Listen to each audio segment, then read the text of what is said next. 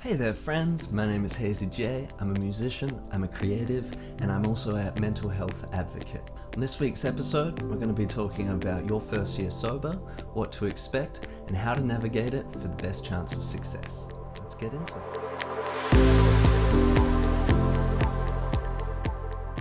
Like many creatives, I've struggled with addiction as an escape from my mental health issues. I never really thought that it was possible, but I have just completed my first year completely without alcohol. Absolutely crazy thought to me, and that might be a crazy thought to you, which might have brought you here, so stay tuned. I want to share my experiences and my journey so far so that you can see that if a burnout musician like me can do it, then so can you. But where to start? The best place to start if you're thinking about taking a sobriety journey is to establish your relationship with booze.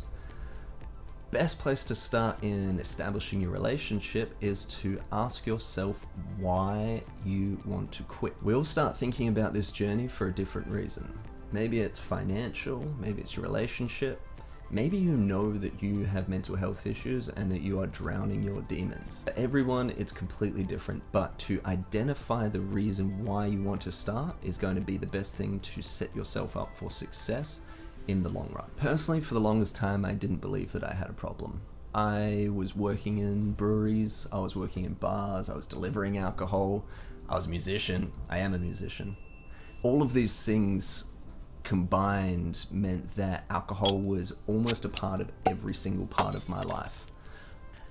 My drinking was less about trying to enjoy myself and have a good time or celebrate things, and more about masking myself in social situations as well as a form of self-harm. So once I had established why I want to stop drinking and got it in my mind that quitting drinking was going to be the best thing for me, it was time to go on to the next step. I wanted to give myself the best chance to succeed, and I want to give you the best chance to succeed. So I implore you to start simple. Remove temptation, remove alcohol from your household. Don't have mountains of it in excess because it's hard to say no when you know that it's there. Slowing down your consumption. So if you know that every single day you knock off work and you have one beer and then that turns into 6 beers, cutting out that one beer is tough, but it's much easier to stop that one beer than it is to stop drinking after you've started drinking that first beer. And I think a lot of you know exactly what I mean when I'm saying this. It's something that I had to have a huge conversation with myself about. If you're drinking alone by yourself, then that's usually a bit of a red flag to say there's a lot more going on under the surface, and you really want to start slowing that down.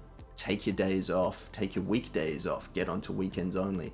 If you do have to drink every single day, if that's just part of who you are and your addiction is at that level, my best suggestion is first cutting down to lower alcohol options, as well as looking into 0% options. Slowing down, moving to 0% options, and re-establishing your relationship is a really good first step because one, it gets you prepared for the next step, which is completely cutting it out. 2, it helps with the withdrawal symptoms because you're weaning yourself off. You're not just going cold turkey and then having to deal with a ton of bricks of I need booze. It's like, oh no, I know that there are other options. And so you've kind of proven yourself a little bit, and that's going to really set yourself up for the next step moving forward and complete success to get through your first year. There's a lot of things that can go on, especially in the first couple of weeks, first couple of days when you do completely cut it off. And I have 3 tips. There's so many more, but these are my 3 main tips to get you through the first parts of your sobriety and get you moving on with ease. Tip 1, be kind to yourself. What I mean by being kind to yourself is if you do have a drink, if you do relapse, if you do break that, don't beat yourself up. Beating yourself up is a surefire way to make sure that you won't continue this journey. If you tell yourself that you're a failure and you can't get through it, you won't. The relapse is a great learning tool to find out what more triggers are. Identifying those triggers is going to be really, really helpful for removing them. Just knowing that you can treat yourself with kindness and move forward and not beat yourself up about a mistake is honestly one of the biggest things that you can do for yourself. My second tip is to use a period of change. try and attach the start of your sobriety to a significant shift in your life. If you know that you're going on a holiday, if you know that you're changing job, you're moving house, it's something that you can use in your mind to trick yourself into getting out of the habit. And what that looked like for me was I had a trip coming up. I went to Sri Lanka with my family last year and visiting so many different things, exploring so many places. All of this distracted me from that desire to fill it with alcohol. So using that really helped me establish that first 3 weeks, that first 3-4 weeks of not drinking in a time when it was out of my control. And that really, really helped me to move forward. Now, my third step is to keep yourself accountable. And I keep a daily counter. So I can check that every couple days. If I'm having a hard day, I can look at that and see what I would lose if I did drink. That really got me going through it, especially once I hit that first 50 days. It was like, oh no, I can't get rid of that. Another way you can do this is by getting a friend, a family member, if you're in therapy or if you've got a doctor, having somebody that knows what you're going through to be able to ask you how you're going, for you to go to when you think that you're going to relapse. Having that person, that thing, whatever it is to keep you accountable, really will help you check in with yourself and get through those harder times when you do have the big cravings. So there's my 3 tips from when you start the process, but now you've started the process and you're kind of wondering what it's going to look like. Here's what it looked like for me and what it might look like for you and what to expect when you start going through your sobriety journey. The first 4 to 8 weeks are going to be some of the trickiest weeks. This is when you're going to experience the most intense withdrawals, cravings, and going through that detox where it's getting out of your system. But like I said, use a bit of distractibility to get through that period so that you can get through onto the other side. Beyond that first 4 to 8 weeks is when you start seeing the whys. Now, in my opinion, and fair warning, I'm not trying to scare anyone off, but in my opinion, once you start seeing the whys, that is the scariest and hardest point to get through in your sobriety journey. A lot of us are drinking for a reason. We've got a lot of things that alcohol is literally drowning out of our system and that we are self-medicating with. When you stop self-medicating with these things, it starts to bubble up. And that's the only way I can really put it, is you don't know when it's going to hit, you don't know how it's going to hit, and you've committed to yourself to not push it away. So you have to face it face on. And once you can see them, it's the devil you know. Once you know what you're fighting against, you know how to defeat it, and you can start talking about it, you can start justifying it, you start realizing that it shouldn't control you as much as it does, and that there are ways to get through these in a much more healthy way rather than just trying to forget about it with alcohol. The other thing to note about this period, especially if you're a creatively minded person like me, is if you're not playing, writing, creating as much as you were before you started this journey, and you're starting to say, hey, I could do all these things when I was drinking, and now that I'm not, it's hard. I really, really challenge you to push through that. If it means putting down the paintbrush, putting down the guitar, putting down whatever for a couple of weeks to get through that, just know how much better it's going to be for you, your art, your personal life, just everything.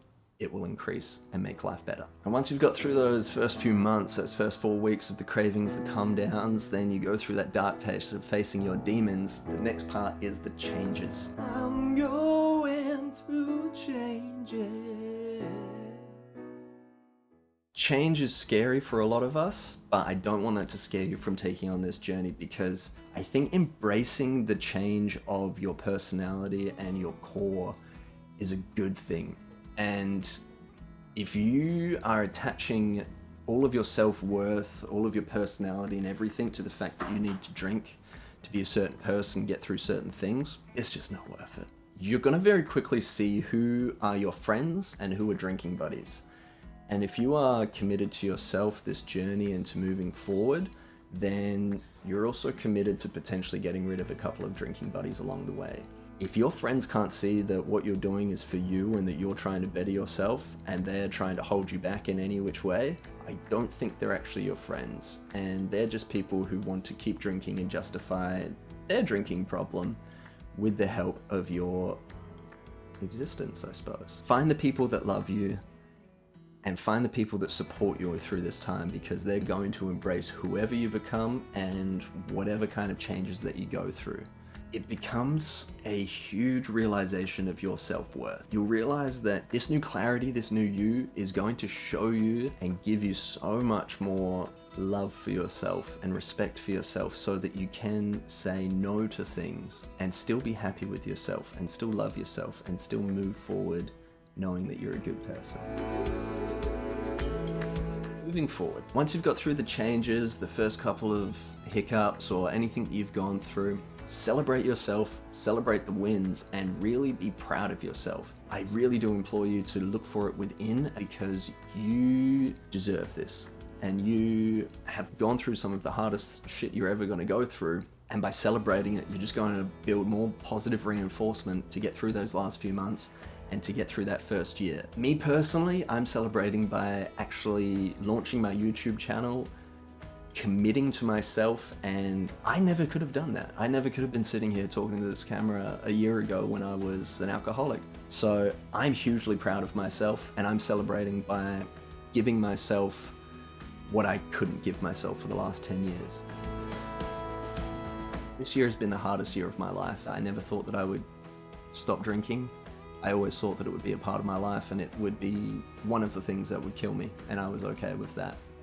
I'm now 1 year in, and I have no reason, no desire, or just no wanting to go back to drinking, because I know what it does to me, and I know that I'm a better person without it. And I know that each and every single one of you, whether you're starting your journey, whether you're years into your journey, know that it's all for you so that you can move forward as the best version of you. So whether it's a short-time thing or you're an alcoholic looking to quit, I hope that you have found something of use in this video. And if you want to learn more, I hope that you'll follow along. I'll be talking much more about addiction as well as other mental health tips for creatives and beyond. If you want to learn more, make sure that you follow along. And if you have any questions, feel free to hit me up in the comments. I'd be glad to answer them there. So until next time, my friends, stay hazy, stay sober, look after yourself. I'll see y'all next week.